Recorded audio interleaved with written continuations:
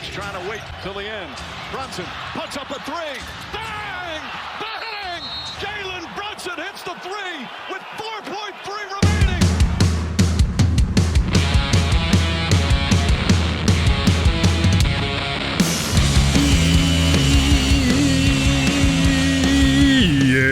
Yeah, NBA Straya.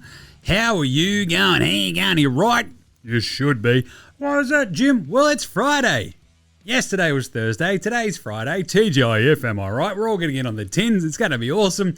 It is May 2nd, i.e. May the 2nd be with you. And I'm your host, James Clements, here in Larry Armour Studios with a big NBA Straya, breaking down two huge HUGE games of NBA playoff action. That was fun as. The Knicks suck, but they won, and they're through to the second round. That's fun. And we've got a Game 7 in Clippers-Denver. That was awesome. We're going to talk about the NBA Straight game race. We've also got That's Not a Knife, Old Mate, No Mate, Spud of the Night, Better Than Lonzo Ball. We've got Magic Tweet of the Week. We've got Dickhead of the Week. There are, of course, some Nas, the Outback Takehouse, Flame Grilled Take, and a bit of an unpopular opinion of the day. We've got the Luke Longley Memorial Role Player of the Week. We've got picks and previews as well. A very brief Australian player watch. I'll talk about that. Jeez. But yeah, we'll also preview the first Eastern Conference second round series that'll get underway at the very, very, very early on Monday. So we're going to talk about that in the preview. So without further ado, let's get into it. Episode 1200 and diggity of NBA Australia. That's right. 1260. Jesus. Let's go!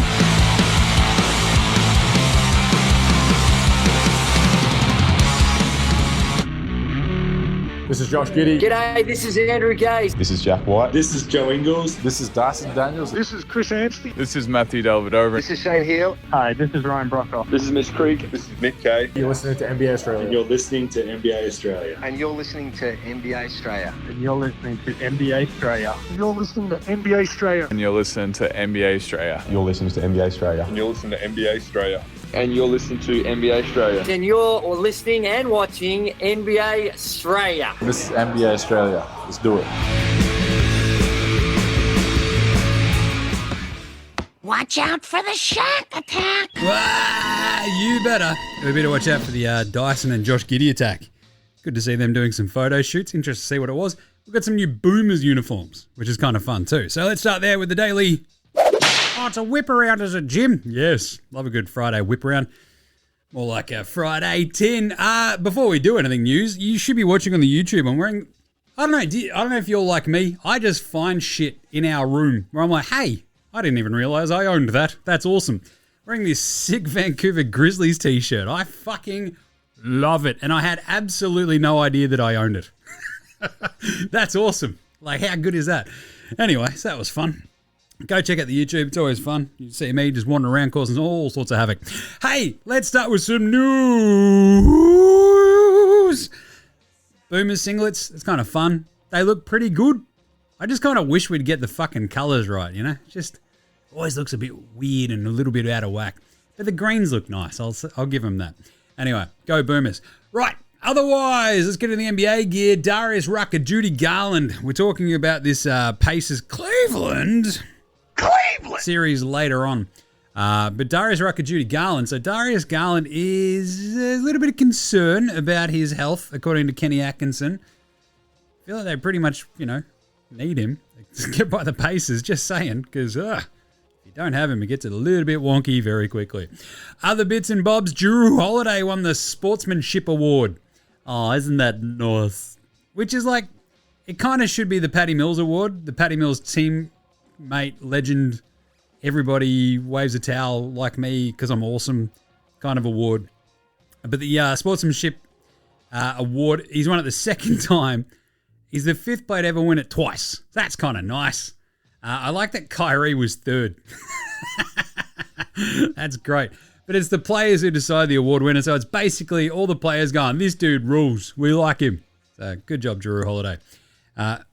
One person who didn't vote him number one, Brad Beal is my guess. Remember that?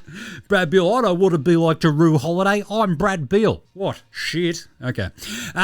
Hey, other news. Some actually really big news in Phoenix. Remember them? They're shit. Speaking of Brad Beal, they kind of quietly fired James Jones, a.k.a. Champ. You might remember him from playing in leagues such as the NBA and then running the Suns into the ground. But Jim, they made a finals. Yeah, and then fucked it.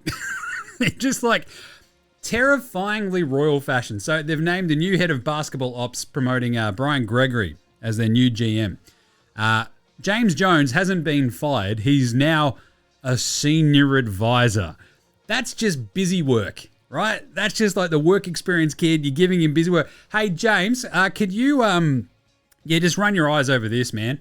And he's like, oh, yeah, no. Do you want some recommendations? No, just check it for spelling errors or something. I don't know.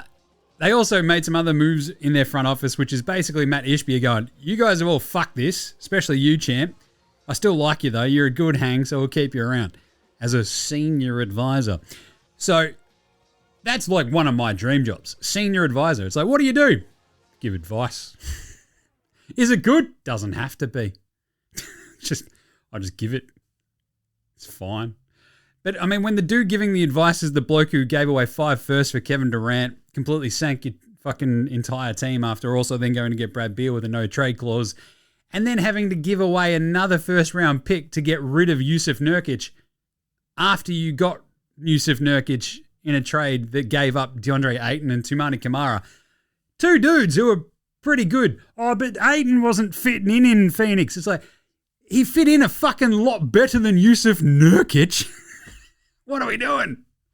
Anyway, James Jones. Look, seriously, like what you can do, there's these amazing pages where on Basketball Reference, one of my all-time, I live there basically, right? Where you go through a general manager's moves. James Jones's is an all-time Barry Crocker fucking shocker. When you go back over them, you're like, oh, I traded Josh Okogie for Nick Richards. You're like, it's okay. Before that, signed Josh Okogie to a multi-year contract. The Ryan Dunn pick, sure. But there's like the Cater Bates, D-Up, Jordan Goodwin, Royce O'Neal trade. You're like, okay, sure. But then there's just the big ones. Ayton and Toumani Camara to the Blazers, part of the Dame Lillard, Drew Holiday trade. Boom. They get like Nasir Little, Keon Johnson, Yusuf Nurkic. And you're like, yuck. That's fucked them. Just all the other trades. It's like none of them just were good. Chris Paul, Landry Shamet, 2 picks to go get Brad Beal. Absolutely fucking shocking gear. Wait, no, that's 3 picks. Fucking hell. This is just reminding me how bad James Jones was. And then all the picks for fucking Kevin Durant, as well as Mikal Bridges, Cam Johnson. Just absolutely amazing. So, yeah, not a giant surprise that Matt Ishbia went, hang on a second, finally looked at what he had done and went, wait, you're shit. What am I doing? You can advise me from here on out. And the last little bit of news, Tyrese Halliburton's dad, as I made a point of yesterday, it's still crazy that Giannis just didn't fucking knock his fucking block off. But anyway, he will not attend the team's home and road games for the foreseeable future. That's pretty fucking lucky, if you ask me. And it's kind of weird that we're treating family members of a player a little bit different to any other member of the public who would probably be banned for quite a long time, right? I think this is a bit fucking strange, but either way, I'm not yet the vice president of common fucking sense for the NBA, but Adam Silver, my phone is always on. As I said, low 6 figures, I'm yours. We might have to add an extra 0 to this though, because you keep doing dumb shit. It's fucking weird. You need the vice president of common sense to step in and go, you're going to have to ban him. I don't care that he's Tyrese Halliburton's dad. You can't do that shit. He went up to Giannis and got in his face after a series was done. You can't be doing that. You're banned for a year, dickhead. What are you doing? Anyway, just great job by Adam Silver, though. The do-nothing commissioner.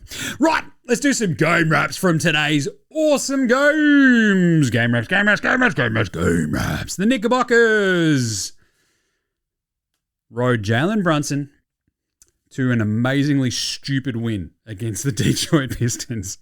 116-113. A game they should never have been down in, but somehow were, and because of Jalen Brunson, managed to still win. They're up by 15 right out of the gate. It was awesome. And they blew that lead by halftime. It was the Knicksiest Knicks to ever Knicks in this Knicks game. Like, it was crazy how quickly the Knicks folded in this game after getting off to such a staunch lead.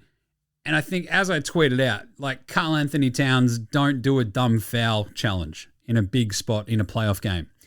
Karl Anthony Towns, don't foul out in a huge playoff game challenge. Failed. You know, he was just completely fucking invisible and just the dumbest fouls you'll ever see anyone make. But anyway, this was an awesome game. He had 2 points in the second half. Like, what are we doing? Incredible game from the Pistons, though. Absolutely incredible. They hit that three at the halftime. Was that Beasley? He's having a really good game. They've actually gotten themselves off the mat. They're in front of this raucous crowd. The thing is, the Knicks were still up. The Knicks had this in hand. And then they did not. Spoiler alert. 24-4 run from the Pistons to take control. The Knicks completely shit down their pants legs. Tied at 105. Pistons rip off a 7-zip run. Take control. It's 112-105. And then JB Bickerstaff looked to his spiritual home, his spiritual mentor, Doc Rivers, and fucked it. It was, wow, did the Pistons lose this game? JB Bickerstaff fucking calling stupid challenges, horrible rotations. What the fuck was going on there?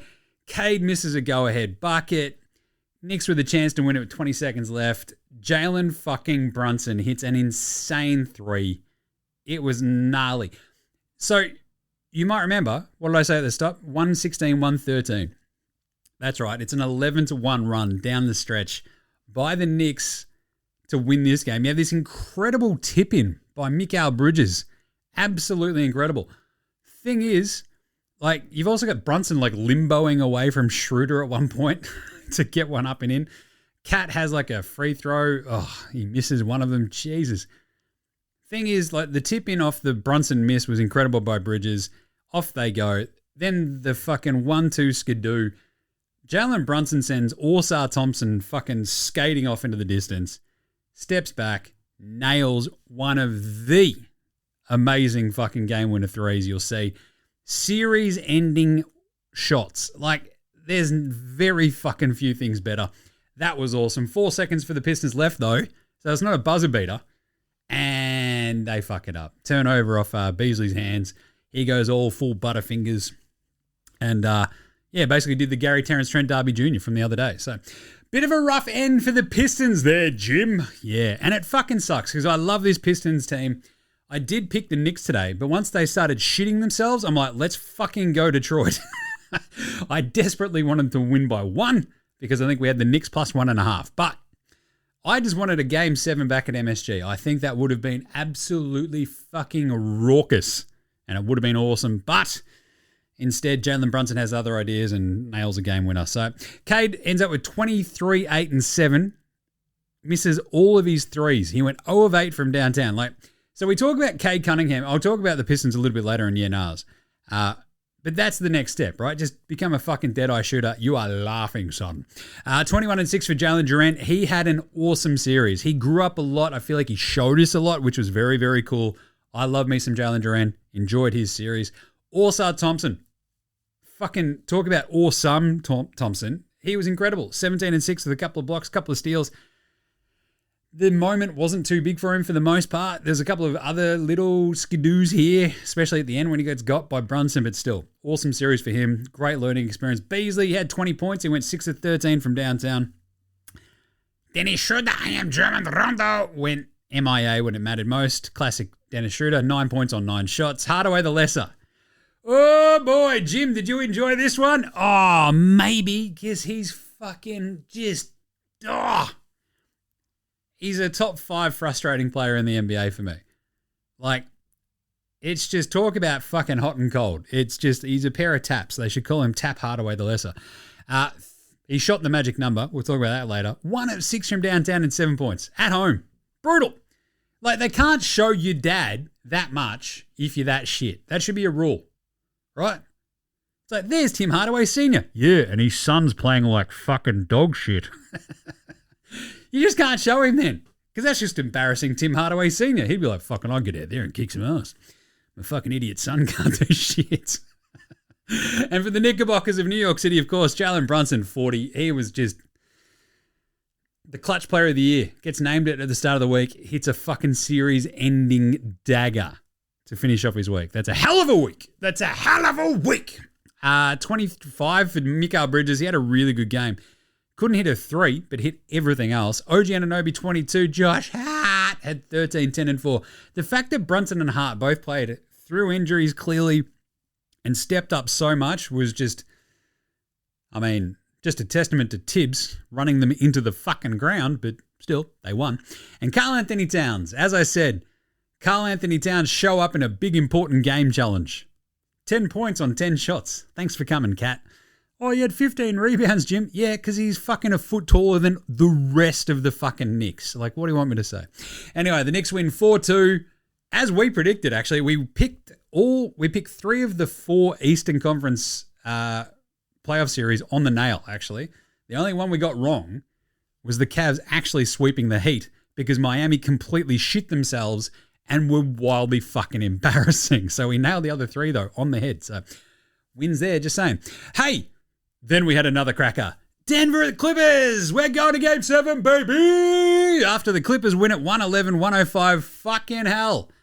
They worked hard for this one, the Clippers, though. So as I said on yesterday's show in the preview, right, I'm like, oh, yeah, geez, check this one out. Back and forth. Oh, Denver. And then the last minute, I'm like, but the Clippers. Thought the Clippers had run away with it. And in the second half, it looked like they were going to. And then they really clipped it up. They really went full James Harden and shit themselves, didn't they? But they held on because they hit some massive fucking shots. And Norm Powell and Nick Batum are incredible. Harden got off to a flyer. What did he have? Like 21 points in the first half. It was really tight in the first half. It was awesome. Like Denver, I think, led after the first quarter. Jamal was going off. He was hitting all of his shots. He'd completely not missed a beat after Game 5. Clippers are up 46-39, looking in control. And then, boom, it's like you turn around, the Nuggets are right there within like 2 or 3 points again. Denver had a bunch of turnovers. It was hurting them a bunch or else they'd be kicking the shit out of them. And I think at some point, like in this third quarter, like the Clippers had 10 more shots than the Nuggets. And, you know, the Nuggets are still right there. It was crazy. Anyway, Kawhi hits a 3. The Clips started 3 of 19 in the first half from downtown, then end up 4 of 20. Nice. How good's a bit of that one? Who doesn't love a bit of 420? Just saying. Oh, yeah.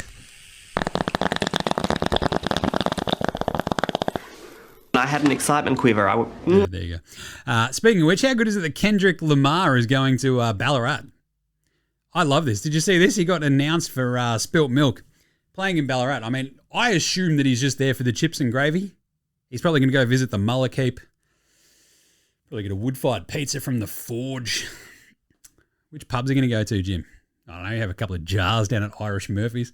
Just wandering there, go, fuck me, it's Kendrick Lamar. What's going on? Anyway. Awesome game. Denver lead at 57-56 at one point, right? Jokic is causing all sorts of havoc. He had 15 points in the second quarter alone. The Clippers lead at the half, 58-57. The one thing that stood out to me is that Ben Simmons is no longer above the Thibodeau line, a.k.a. the Thibault line. So this is it. If you're in the 8-man rotation in a playoff series, you matter. If you are not, you do not. And Ben Simmons was supplanted by Nick Batum, who then won them the fucking game. Derrick Jones Jr. was awesome. Batum was awesome. And Bogdan Bogdanovic was awesome off the bench, right? It just showed how deep the Clippers were when you got those 3 dudes come off the bench and not Ben Simmons. Anyway, good start to the third quarter for the Clippers. They take control of this game, right? They gave up an open layup, then they go on an 8-0 run. Then the Nuggets just stick with them the rest of the way. The Clippers were just working so hard and they just couldn't shake them. And then they kept forcing turnovers. Kawhi gets to work. He suddenly got 20 points. This is like the biggest moment in the game. Zoobs blocks Jokic. Powell goes back up the other way and has this sick dunk through Jamal Murray. A massive sequence. The Clippers go up 8. They call a timeout, the Nuggets. And this is where it all turns, right? The Clippers just sort of have control of this game. It gives them momentum.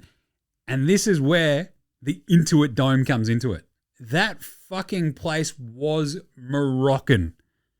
It was just absolute chaos. Like, it's fucking in Marrakesh. That's how Moroccan it was. It was absolutely chaos. Norm's forcing turnovers. Zoobs is getting fouled on the bucket. Power drives straight through Jokic because Jokic has got 3 fouls. They're up 14.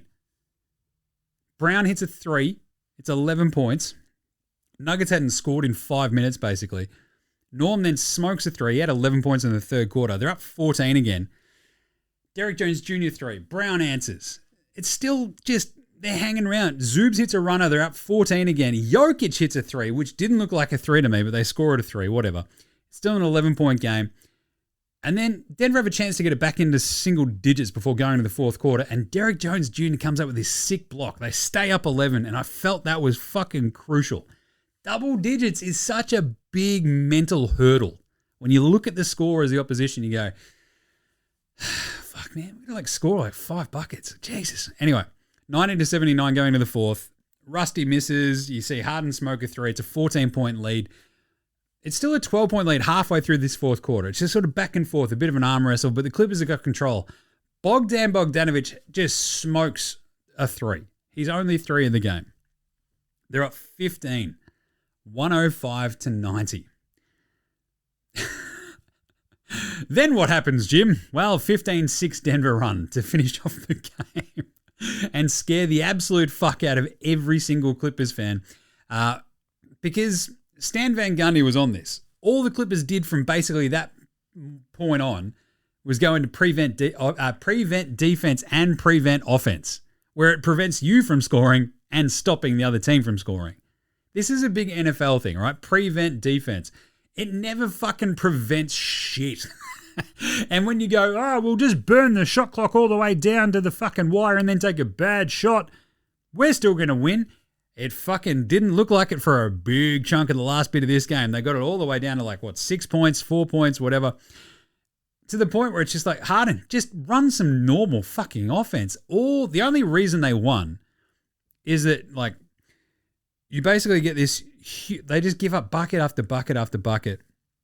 They can't set their D. What saves them is that Westbrook misses a layup in transition. No one gets back on defense properly after, again, a fucking dance around, fuck around, end of the shot clock shot. It's like a 6-point game. It's a 9-2 run by Denver at that point. He fucks it up. They go back and Norm Powell smokes a massive 3. Boom. It's a 110-101 game. Little bit of room to breathe for the Clippers. 1.5 minutes left. Denver have 3 shots on 1 possession. The Clippers are just standing around, fucking grab-arsing. Still a 7-point game. Batum has a massive block. He completely changes the complexion of this game. He has the sick pass to Derrick Jones Jr. He has this block. Harden has this bad turnover and Zoobs then gets a stop. They have to foul Kawhi. The game is basically done at this point. But wow, the Clippers gave up a 15-5 run to completely almost blow this game. And at the very end, it's a 6-point game. We obviously ended up picking the Clippers yesterday, 5.5, so I'm shitting it. Kawhi goes 1 and 2 at the free throw line. It's a 6-point game. Jamal misses a 3, and Aaron Gordon misses a 3. We have a game 7. It was fucking electric, and it just showed you just how on a fucking pinhead the Clippers are balanced, right? They can look awesome, they can look awesome, they can look awesome. Oh my God, it all fucking completely fell apart. And Denver, it's like the same sort of thing. It's like, we're good, we're fighting all the way back. Oh, Russell Westbrook missed another fucking layup in transition. Fuck. Now we're cooked. It was just so brutal. Anyway, the Nuggets, 12 turnovers really hurt them, especially early. Jokic ends up with 25, 7, and 8. They kind of stymied a lot of his influence. They played really good defense on him. Zoobs was fantastic. They're just sort of throwing a forest of arms at him, right? Every time he sort of turns around, he goes into his spin move. Harden's reaching in. Batum's got his fucking long French arms in there. It's just chaos. And that's where the Clippers' sort of weird advantage of just we've got a bunch of fucking rangy wing dudes. We're not playing a backup center. Fuck it. And it kind of worked because it just sort of forced all these fumbles and just miscues and shit. It worked really well. Jamal Murray, 21, 8, and 8, but shot 9 of 19. 2 of 6 from 3. Didn't quite get en fuego after that first quarter. Aaron Gordon was very solid. Hit a big 3 late, but he was 1 of 6 from downtown. 19 and 5. Michael Porter Jr. went completely off fucking pissed and just was gone. Talk about fucking cooked, mate. This is one of the I'm pretty sure they're now at this point sanctioned 2 to 3 games a series where he just doesn't do shit. He was horrible. Brown had 14. Rusty had 14, 10, and 6, but kind of cost him the game. Clippers, only 7 turnovers. That was key for them. They really just sort of like shrunk the game at the end, and it ended up working, but fucking hell. Talk about dicing with the devil. 28, 6, and 8 for James Harden. Fat Man Hoop Clan was pretty bloody good. Yeah, Kawhi, 27, 10, and 5. Not bloody bad. He's a fun guy. Zoobs had 10 and 6, but 4 blocks and played really great defense, I thought, on Jokic. Batum had 6 points, 6 assists, 5 rebounds, 2 steals, and 3 blocks, and was the best player on the floor for a big chunk of this game, which is crazy. Derek Jones Jr., 8 points, hit 2 threes, including a massive one late. Big game player, don't mind that. Bogdanovic hit a big 3, obviously, in that fourth quarter as well. This series is tied 3-3. We're going to Denver. Game 7, baby! Love that. Let's do some NBA Australia approved performances of the night. That's not a knife. That's a knife. Jalen Brunson literally hit a series-winning 3 with the game tied at 113, and he had to do it. He ended up with 40 points. His running mate, Karl Anthony Towns, completely bottled it. Jalen Brunson was hurt last game. Jalen Brunson ends up with 40. Where's this game going to go? This is going straight to the pool room. What a fucking game by Jalen Brunson. He was absurd. Absolutely absurd, sir. 15 of 33 from the floor, 3 of 10 from downtown. But the fucking move that he put on Orsar Thompson to smoke that 3 at the end was incredible. 7 of 8 from the free throw line. It was also fun to see him get called out for his bullshittery with the flopping. But anyway, 7 assists, 2 turnovers. Just an immense game. The balls on that man to hit that shot late. And it never looked like it was going to miss. It was awesome. Honorable mention's got to go to Nick Batum. Jimmy had 6 points and 6 assists and 5 rebounds. Yeah, and saved the fucking game time after time for the LA Clippers. He's the reason that team is still in the playoffs, just saying. And James Harden for 3 quarters. Because he was fucking horrible. So it's just weird, right? He had 21 points in the first half. You're like, oh, watch out, James Harden, 40-point incoming game. Let's check it out. 40-point game incoming. This is going to go down on James Harden's playoff resume. And then he just sort of shit the bed. There was like a bunch of drives at the end of this game where he's just chucking it up and you're just like hoping. And you're like, that's not it, boss. I don't know what's going on here. There's like a fucking raft of strippers in the greater LA area throwing their hands up in astonishment and chagrin. But anyway, Batum, incredible. Brunson, incredible. Harden, very good. But wow, could have done a bit better. And also Kawhi Leonard. I mean, Jesus Christ, that dude is just fucking... There's such a confidence when he's got the ball. You're like, it's going in. And like that's why you can't pick against the Clippers. Like when you pick against the Clippers, you feel like a fucking idiot because you see Kawhi Leonard and you're like, that's right, he doesn't miss.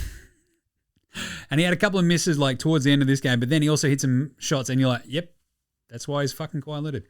Who was Spud of the night? Spud, Spud, Spud, Spud, Spud, Spud, Spud, Spud, Spud, Spud, Spud, Spud, it is Spud of the night. We've got a couple of big name Spuds this time, don't we? Karl Anthony Towns, 10 points, 15 rebounds, 2 assists, 2 steals. Geez, Jim, that doesn't sound too bad. 4 of 10 shooting. Was it 3 total points in the entire second half? As I said, Karl Anthony Towns don't commit a dumb foul to foul out of a crucial playoff game challenge. Failed. He's so like, and I think I tweeted the Knicks are getting the full cat experience this playoff series, right? Like it's crazy. So he's really good. Fuck, is he the worst basketball player ever? He's really good. Oh my God, what is that? Yeah. And of course, Michael Porter Jr., as I mentioned, anytime you can be like, well, I'm glad that we gave this guy a max contract and get his 5 points on 5 shots in 24 minutes where he was a minus 24. Yes, we are all very glad we did that, aren't we, Denver Nuggets fans? Yeesh. And of course, though, my absolute favorite, Tim Hardaway the Lesser, one of the all-time Spud greats. He's going to go down in the annals of the Spud of the Night history as one of the most incredible Spuds we've ever had, right? The terrifying highs and the dizzying lows of Tim Hardaway the Lesser. Because what did he do today, Jim? Well, he had 7 points on 1 of 6 from 3. But what did he shoot overall? Oh, yeah! Shield! Woo! He shot 311. Tim Hardaway, you beauty. Go check out Nick Hexam's new EP. It's awesome. So I love that. Great job, Tim Hardaway. Just don't show his dad. When he's having a shit game, you can't show the dad. Simple as that. Unless the dad is remonstrating with him going, stop being shit, fuckhead. I taught you better than that. What are you doing? Hit a shot. That's what I'm tuning in for. All right. Speaking of which, we've got Oz Kick tomorrow. That's going to be fun. Just see the squid just run around in circles. Oh, Lordy. It's going to be fun. Old mate, no mates. Old mate, no mates. Old mate, no mates. Old mate, no mates. Old mate, no mates. Old mate, no mates. Who's got no mates today? Well, Russell Westbrook blew another transition layup in a clutch moment. So Nuggets fans are probably not stoked on him. It's also kind of funny because Russell Westbrook, remember? Jalen Brunson in Detroit. I fucking love this because this is exactly what delivers us amazing NBA rivalries, right? When one fan base has just so much antipathy towards another fucking opposition player. The Pistons fans now fucking hate Jalen Brunson. He dagger fucking threed them. They lose the series, and it came after just an insane amount of flopping where they did get a call overturned where he just fell over and they called a foul against the Pistons. That was awesome. But that entire crowd is out there going, flopper, flopper, flopper, to the point where on the fucking call, they're like, and yeah, the crowd is calling him a flopper. It's like, yes, we have ears. But I love it. That's such an old mate, no mates moment now. Like, Detroit fucking hates him, and shining a big light on Jalen Brunson's, like, unethical bullshittery is great. Let's see if he gets away with it against Boston, because I don't think he will. And then finally, Luka Doncic. Jesus, Jim.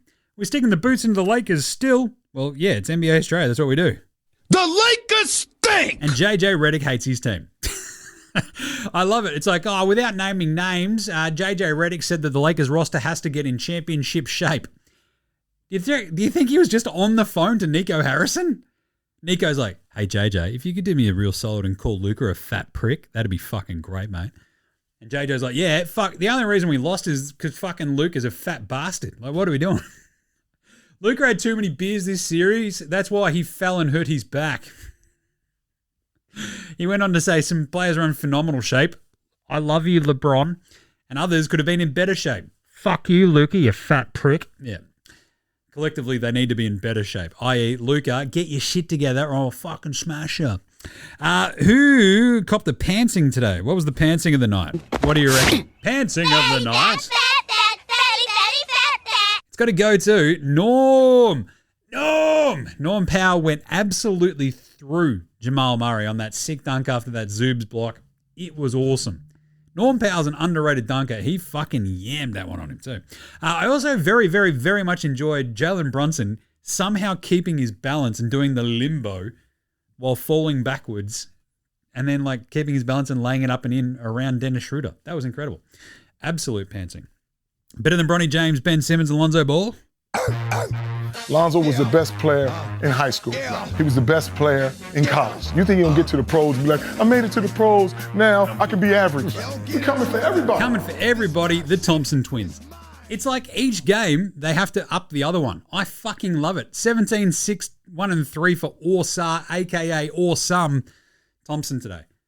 He ruined Jalen Brunson in one possession in the fourth quarter. Where they ended up getting a shot clock violation because Brunson could not do anything against him.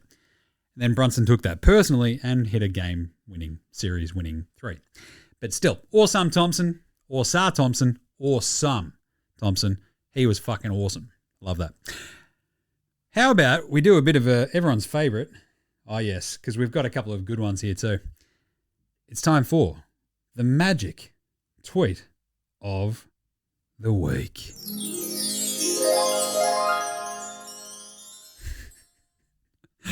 Oh, jeez.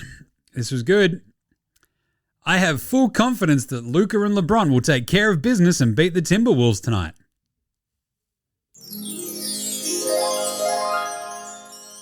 Thanks, Magic. The rest of them are just like through gritted teeth. I love this one too.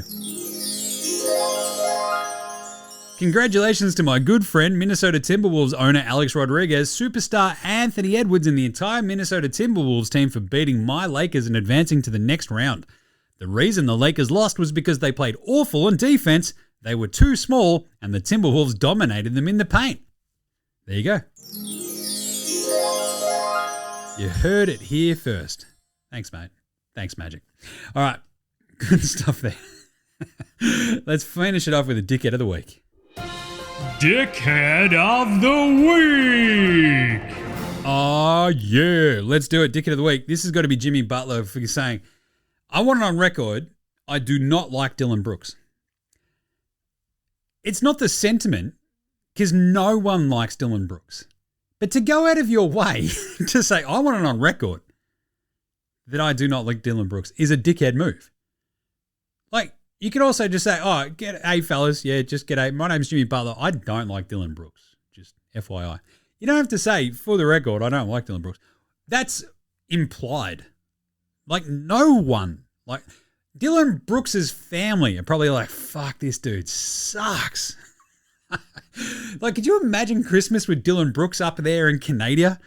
They'd be like, oh, how about those car parks, eh? Do you want some turkey there, fella?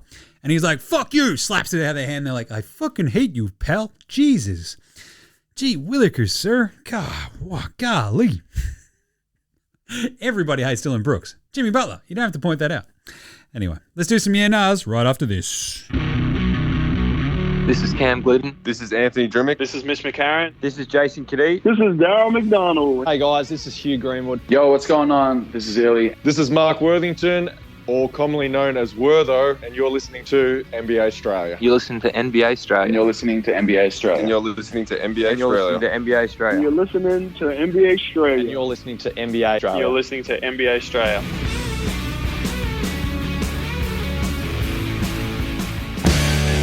All right, let's do it. Just some yeah-nahs, got some good listener ones here. Remember, you can go shout us a beer if you want. Just go click on the link in the bio, shout us a beer or buy us a coffee. Send through some yeah-nahs, whatever you need to do. Big weekend ahead. Let's hear them. Come on. Shoot through your yeah-nahs. I'll answer them on Monday, Tuesday shows. Let's go. Right, Matty G. Love Matty G. Legend. Hey, Jim, got a yeah-nah for you. Dyson winning the Most Improved award this year, which is awesome and deserved, shows how far of a reach NBA Australia has, because they finally listened and voted for the award the way it should be done for years. Yeah, nah.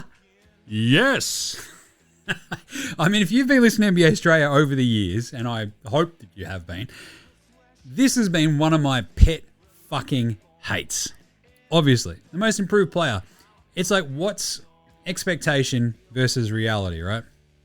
And if you strip that to like nth degrees, you are improving at a rate that should be rewarded.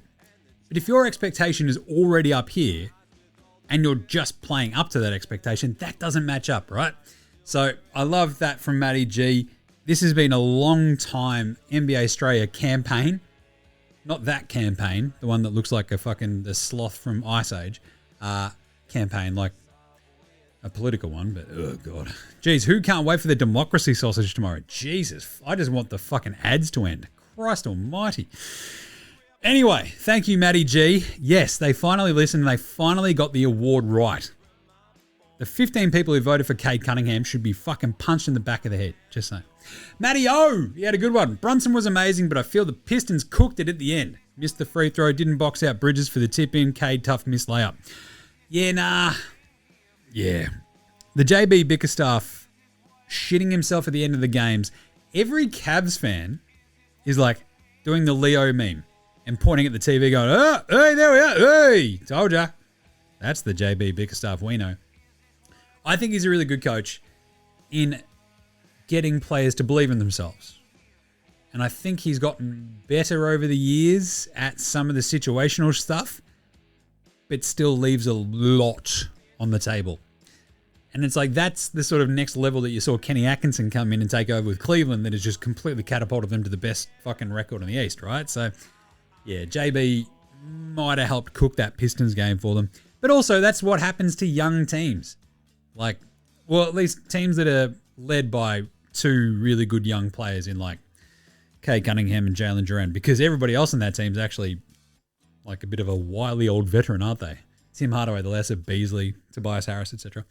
But yeah, the Pistons should have won that game. We should be going to Game 7.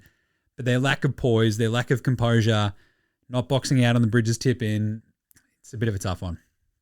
Anyway, but look, seriously, that leads us very nicely. Thank you, Matty O. He also added, P.S. Lakers could have used Zubac yesterday. Yeah, nah. Yes. One of the great underrated, fucked, stupid, just dumbest all-time trades. The Zubac to the Clippers from the Lakers for a bag of fucking peanuts because the Lakers shit themselves and didn't know what the fuck they were doing. Just saying, if you had a cost-controlled big fella on the roster next to Luka and LeBron, you'd be laughing, wouldn't you? Look at the fucking defense Zubs played on Jokic today. They'd be fucking cruising if they had Zubs. Anyway, back to Detroit. They go out 4-2. Are you heartened by this display from the Pistons gym? Yeah, nah. Yes. Because they've got Orsar Thompson, the perfect, ideal dude next to Kay Cunningham. And the growth that we saw in Jalen Duran in this series alone gives me plenty of faith that he can get better and better and better. They're super young, that three, right? That's your core of three. And it shows a really interesting way of how to build an NBA team. Have your young bloods. That's Kay Cunningham. It's Orsar Thompson. It's Jalen Duran. But it's also Jaden Ivey, the forgotten man in all of this. And putting the right vets around that who will be additional and not central to what you're building is really important. We talked about this the other day. I think it was Jez Oz might have sent through a good one about that. But the simple idea of like, if you go out and get, it might have been Matty O even, if you're going to get Paul George, is it additional or is it central? Because what's central to your team? You've got Embiid, you've got Maxey. Is Paul George going to be additional to that, or is he taking a part of the central idea? And if he's taking part of the central idea, it gets a little bit more fraught. KD, same sort of thing. Is he going to be additional to Booker? What about Beal? Is he going to be additional? Do they fit? Or are they central? And if you're adding these central parts, you've got to make sure they're completely right. And that's why OKC, Houston and stuff like that, they've not had central additions outside of what they've built already. And the Pistons are in this really, really fascinating point where they were 14-68 last year. 14-68. They went 44-38 this year, won 2 playoff games, won their first playoff game since fucking 2008, and they have a legit superstar. Just saying, I like their trajectory. It's also like, and we'll talk about this in the offseason, right? Like Orlando is a fascinating test case as well because they should be better than they are. They get Jalen Suggs back next year. They're capped out to the fuck though. What are their moves? Gets really interesting really quickly. God, I love the NBA. God, I love this Grizzlies t-shirt. Go look at unpopular opinion of the day. Is that enough from the Pistons? I thought they were fucking awesome. What a great year. I think JB Bickerstaff's a solid coach. It is going to be fascinating if they get to the exact same point as the Cavs where it's like, we're pretty good, but our coach is a bit shit. And they piss him off and go get like Michael Malone or something, right? In 2 years' time. They go get buds. Yeah. All right. Unpopular opinion of the day. Now look at me, please. Look at me. Look at me. Look at me. It feels fucking weird to hear a coach, JJ Redick, be such a fucking whiny bitch. Like, I don't like even using that language, right? But it's just, he comes across that way, right? He comes across petulant, childish. It's like, you think that I don't know what I'm doing?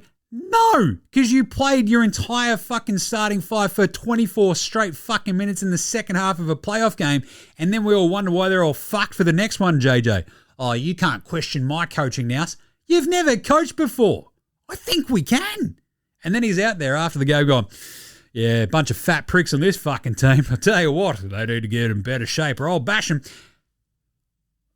I feel like that's the sort of shit you don't need to put folks on blast about publicly. Like maybe it's a good motivational tactic. Maybe that's his motivational tactic. I don't know. It just fucking felt weird. Like seriously, Luka got ran out of town by a fucking moron named Nico Harrison because Nico's like, oh, geez, I don't know if he's as good as Kobe. Did you know that I knew Kobe? Fucking shut up, Nico. Jesus. And then you got the fucking baby back bitch fucking Patrick Dumont over there with his big old dumb head going, he doesn't work as hard as Shaq, who was a notorious hard worker. It's like, oh, this prick has never fucking watched basketball. Cool. Either way, Luka gets there. All you should be doing is going, right, Luka, thanks, man. We're going to try to figure out how this offense is going to sing, and off we go. We'll keep it going. We're laughing.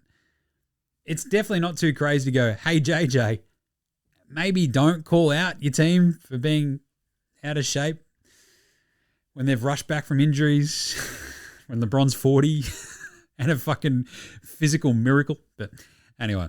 And also, seriously, I don't think it's too fucking crazy to say that JJ's inexperienced or like might have fucked up some shit after he played 5 dudes for 24 minutes in a playoff game. And then in the next game, played Maxi fucking Kleber over a bunch of actual rotational pieces, considering that Maxi Kleber hadn't played since fucking January. I think at some point we can trust our ability to go, I think we can question your judgment in this case. I think we're allowed to question your judgment when that sort of shit happens. Just saying. You fat bastards.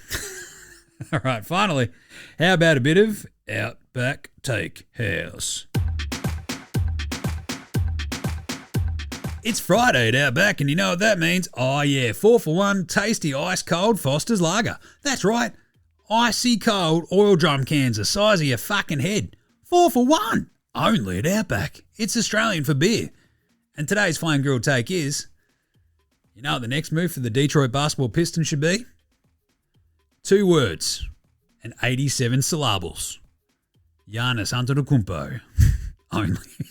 Couldn't even get through that. That was good. Giannis to Detroit equals Title Town. Only at Outback. Seriously, what would you not give up to put Giannis next to Cade if you're Detroit? I want to keep Cade Cunningham, Orsar Thompson. Everything else is yours. Whatever picks you want, whatever players you want, you can have Jaden Ivey and Jalen Duren as your young sort of like big and small core going forward if you're the Bucks. I just want to keep Cade and Orsar and then add Giannis and away we go. Let's do it, Detroit. Detroit basketball. I'm very happy to come to Detroit. All right. Stop laughing, Jim. I shall never. All right, Australian Player Watch. All right, really easy Australian Player Watch today because Box Hill, Benny Simmons, and Paddy Mills, both cop, did not play coaches' decisions. And obviously we don't have anyone in the Detroit Knicks game. But Benny dropping out of the rotation really seemed to speed up the Clippers. Gave them way more on offense because, you know, they didn't have a dude who didn't want to touch the ball in the front half of the entire basketball court. Oh, you want me to touch this ball? Hot potato. Thanks, Ben Simmons. Thanks for coming. But Jim, defense is really important. Yeah, so is also making like offensive plays when you can also play defense, like Nick Batum today, who had 3 blocks, 2 steals, 6 assists, 5 rebounds, and hit threes. He took 5 threes. Ben Simmons has made 5 threes in his entire career. So yeah, a bit of a rough one for Benny, I'll tell ya. Paddy was doing some great towel waving though. I'll just say that. Otherwise, the Luke Longley Memorial Role Player of the Week Award, we should give that out. We'll play the song. It's this one. Can we give this to Nick Batum, who is like older than shit and still crushing it? Also, Ty Jerome earlier this week, I think I mentioned this very briefly. He was the first player in NBA history to have a point, assist, double-double with no turnovers and multiple steals off the bench. Pretty incredible when Garland wasn't playing, so good stuff by Ty Jerome. But Nick Batum, like, to show up and play like that when they needed him the absolute most is just Absolutely massive. 6 points, 5 rebounds, 6 assists, 2 steals, 3 blocks. He's the first player since Iguodala to have a 5-5-5-2-2 game off the bench. So, just saying, that's pretty bloody good. And better than Ben Simmons. So, all right, let's do a Paddy Mills Game Day Baller Game Day Twitter check-in. We could probably, actually, Dyson's been doing heaps. He's playing golf. There you go. There's Dyson playing golf. Hey, Dyson. Looks like he's having fun. Great Barrow Thief.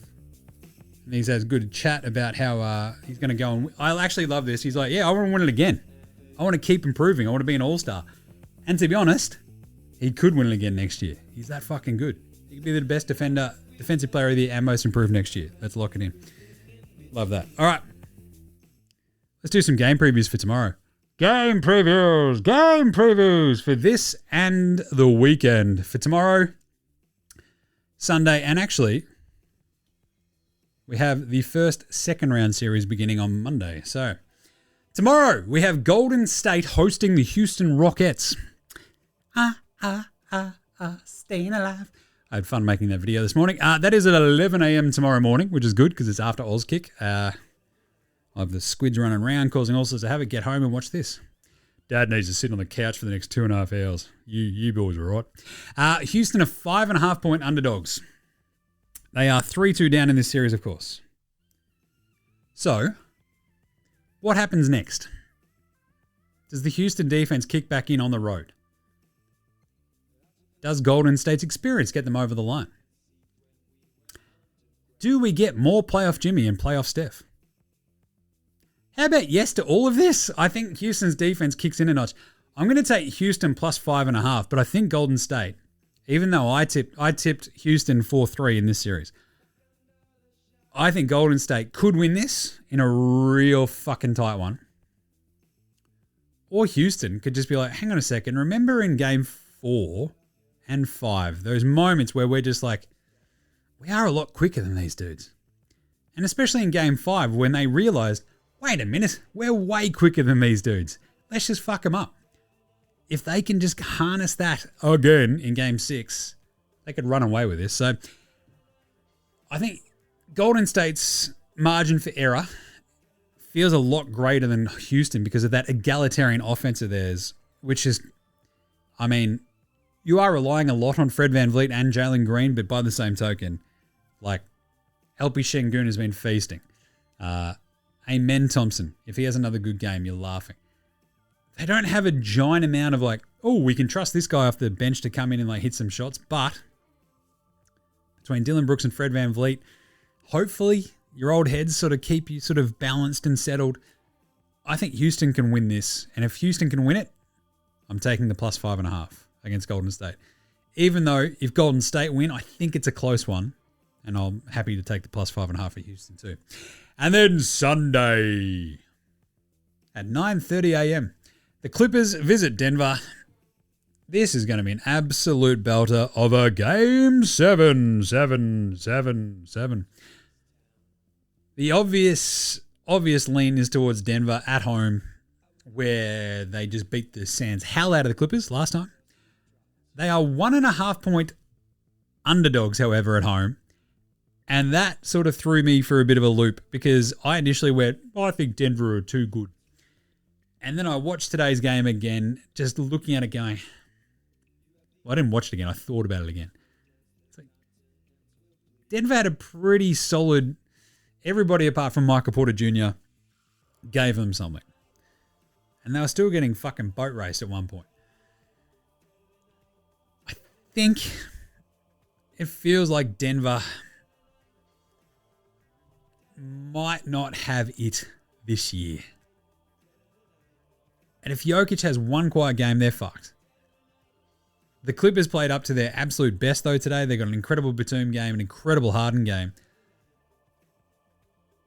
I still just like the Clippers that little bit more. I like the Clippers all series. I tipped them in the series. I have to go the Clippers, I guess, minus 1.5. So there we go, the Clippers. And then Monday, 3 a.m. So we'll be doing a show on Monday to wrap up those two games. And then the first game of Indy-Cleveland. That's right, Cleveland. So interesting series, fascinating series. if Garland can't go, I start getting a little bit worried about Cleveland. At least winning the series easily, right? If Garland's okay, I'd say Cavs 4-2. The Pacers are good. They're super solid. The three keys, though, to this one are the Cavs' size. Can they sort of wall off the paint with Mobley and Jared Allen against Turner and Halliburton and co? The Indy role players, Naismith, Nembhard, can they hit shots on the road, really make that Cavs team work? And Halliburton versus Mitchell, which superstar guard can obviously have the biggest impact for their team? I feel like the answers to all these are the Cavs size is probably a little bit too much for the Pacers. I think the Indy role players might struggle against the actual quality opposition of Cleveland. And Halliburton versus Mitchell, it's one of those ones where you look at it and go, ooh, Halliburton had a pretty good series, right? Against the Heat. Oh, not against the Heat, against the Bucks. And then you go, hang on a second, who was guarding him on the Bucks? And you're like, oh, that's right. Basically fucking no one. I think he's going to struggle a little bit more. And I think the vibe is going to be pretty bloody high for this Cavs team. So I think I'm going to take them 4-2. This year, the Pacers actually beat them 3 out of 4 times. The last one doesn't count because it was like at the very end of the season and the Cavs had given up the ghost. And so was the one prior to that. So it's basically they split the season series really when the games kind of mattered. They played 2 games back in January. Pacers 108-93. Then Cavs turned around a couple of days later and beat them 127-117. So I think 4-2 Cavs feels about right. If Garland's limited, it might get a little bit more squirrely. Cavs eventually 4-3 perhaps. But I think the 3 keys are obviously the size of the Cavs, the Indy role players. Can they be trusted in a big series, in a big moment? And then Donnie versus Halliburton. Who stamps themselves? I think Donnie has like one just brimming, and I think he goes bang. So that should be really good. Now, remember, you can find all of our picks for all of the games, all the same gamers as well, over at Dabble. They're good. They're legends to us. Thanks to Dabble. You can sign up using the link in our show description, of course, or the link in our bio.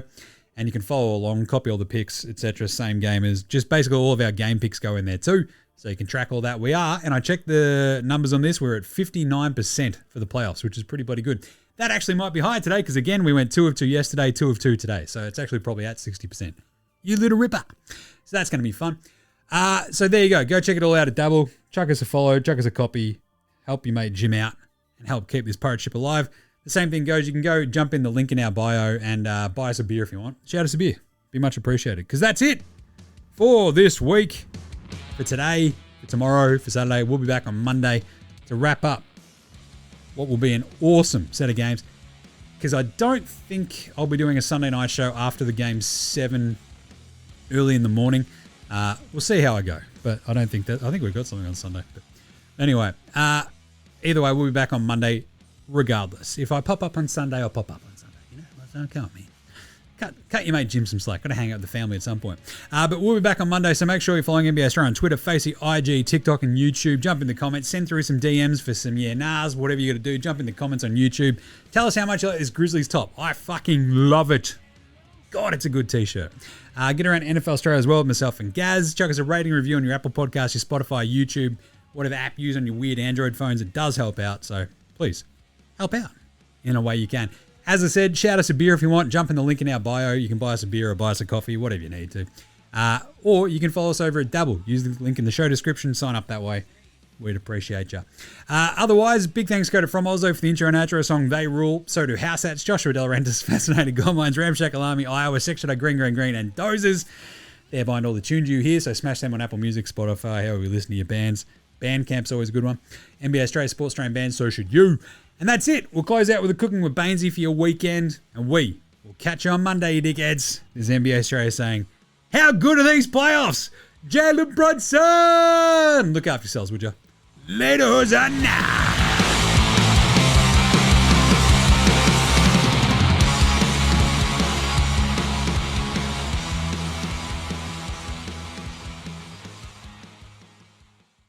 Cooking with Bainesy is filmed in front of a socially distanced live studio audience.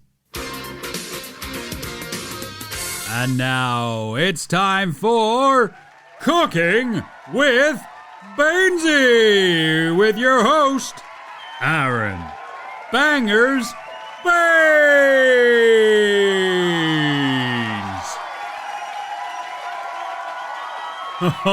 G'day, yeah. Oh, look at you all there. Oh, nice and separated. Oh, I love having a live audience back. This is bloody great, isn't it? Oh, there's Cheryl. Hello, Cheryl. Look at you. Oh, you happy to be here. Oh, that's bloody great. Anyway, yes, welcome back to Cooking with Bainesy. I'm your host, Aaron Bangers Bainesy. Just recuperating from fall and stuff and everything, but still out here chefing for you. And that's what we're here for in this here episode.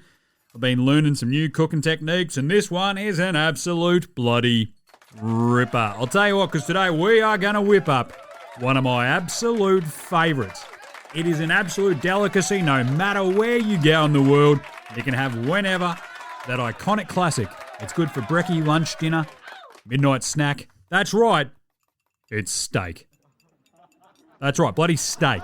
That's right, I love me steaks. I'll tell you what. And you can follow along with my cooking method because it's easy as, mate. It definitely helps keep up this physique, if you know what I mean. Protein, baby. There you go. So, it is bloody simple, isn't it? All you gotta do is go down to your butcher. His name's probably Vasily. Ask him to go, look, Vasily, give me 2 bloody steaks. And you go, what type of steak? And he's like, doesn't matter. Just whatever tickles your fancy, Vasily. None of that Wagyu bullshit nonsense. Just give me 2 good-looking steaks. 2 good bloody steaks. Now, make sure you've got a barbie, some oil, and some salt and pepper. And that's it. Fire up your barbie. Get her nice and hot. There you go. Hey, there you go. Yeah, bit of oil. There. Then season your steaks ever so lightly with a bit of salt and pepper. Just a bit of a pinch. There you go. And then grab your steak. Bang it on. Now, don't fucking touch it. None of yous. Leave it alone. Don't fucking fiddle with it. Just sit back, grab a tin, and 3.5 minutes later, flip that fucker over. There you go. Oh, there you go. Hey! Now, leave it alone again. Don't fucking touch it. You heard me. You don't touch it. Simple as 3.5 more minutes, and look at that. There you bloody go. Look at this one. Oh, can't wait to get stuck. Oh, but you can't. You got to let it rest for 5 minutes. Let it sit there. Let it hang out. And that'll be perfectly medium if you want it. You can go rare if you want. You can go hardcore if you want. But either way, that, my friends, is Bob's your fucking uncle, isn't it? Look at it. It's an absolute ripper of a brekkie, lunch or dinner. Fucking good old steak. Ah, it's just bloody delicious. Oh, and look, I'm just going to get stuck with this one now. I will. That'll dead sit and press the shellers. Don't you worry about that. Oh, if you know how to cook a steak, you're a long way ahead in life. That's all I know. And if you want to get fancy, have some veggies with it if you want. I love a bit of potato salad. Whip that up. I think we've done one before, so go check that out. It's fucking unreal. All right, how easy was that? Get stuck into it. Do it at home yourselves on your own barbie. You'll bloody love it. Learn how to cook a steak, and everybody will bloody respect you. All right, tune in to NBA Straya next time for a new recipe, and we'll see yous then on the next episode of Cooking with Bainesy.